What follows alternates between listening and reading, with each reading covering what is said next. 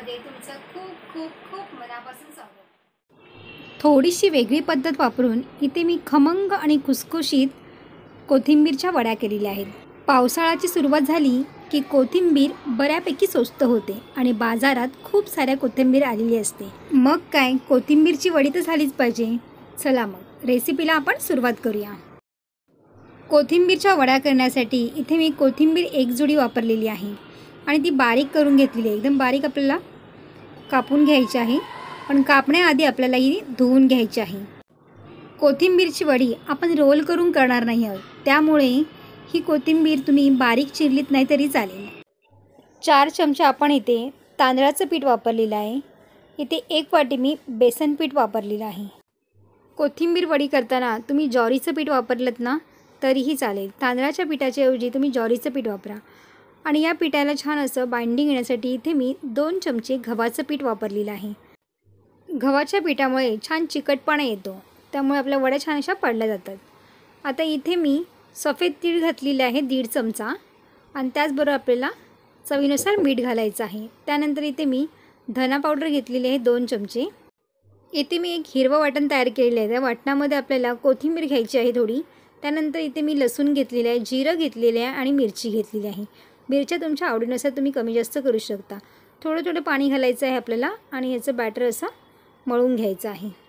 याचा घट्ट असा गोळा होईपर्यंत आपल्याला मळायचं आहे। त्यानंतर आपल्या हाताला थोडंसं तेल लावायचं आहे आणि त्यानंतर इथे मी याचे गोळे तयार करून घेणार आहे। आपल्याला हे रोल नाही करायचे आहेत। अशा पद्धतीने ते मी चपटे गोळे तयार करून घेतलेले आहेत। जसे आपण कटलेट तयार करतो ना त्याच पद्धतीने हे आपल्याला तयार करून घ्यायचं आहे। तर इथे मी चाळणीमध्ये इथे मी वाफायला ठेवणार आहे। चाळणीला थोडंसं तेल लावायचं आहे आणि मी कढईमध्ये पाणी थोडंसं गरम करून घेतले आहे। आपण ह्याला वाफवून घेणार आहोत। पाणीसुद्धा आपलं इथे गरम होते, तोपर्यंत आपण हे टिक्कीसारखे आकार आपण ह्याला देऊन तयार करून घेऊया।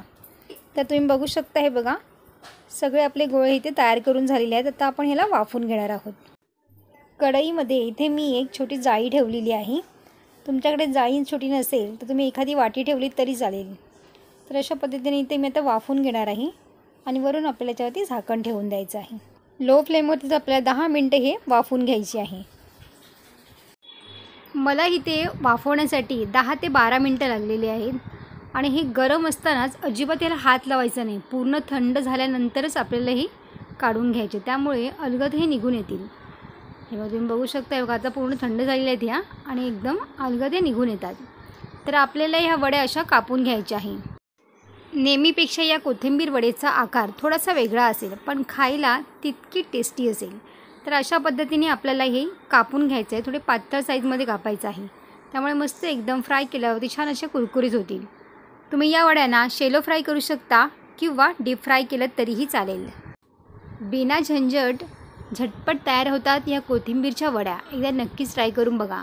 इथे मी शेलो फ्राय करून घेतलेलं आहे। थोडंसं तेल आपल्याला याच्यामध्ये घालायचं, अगदी 2 चम्मच मी तेल घातलेलं आहे। तेल छान गरम झाल्यावरती आपल्याला ह्या कोथिंबीर वड्या घालून घ्यायच्या आहेत आणि छान खरपूस रंगावरती आपण याला शेलो फ्राय करून घेणार आहोत। घाई गडबडीमध्ये किंवा तुमच्या घरी कोणी पाहुणे येणार असतील तर या कोथिंबीरच्या वड्या अगदी झटपट तयार होतात। मीडियम गॅसवरती आपल्याला दोन्ही साईडून छान खरपूस रंग येईपर्यंत याला आपण शेलो फ्राय करून घेतले।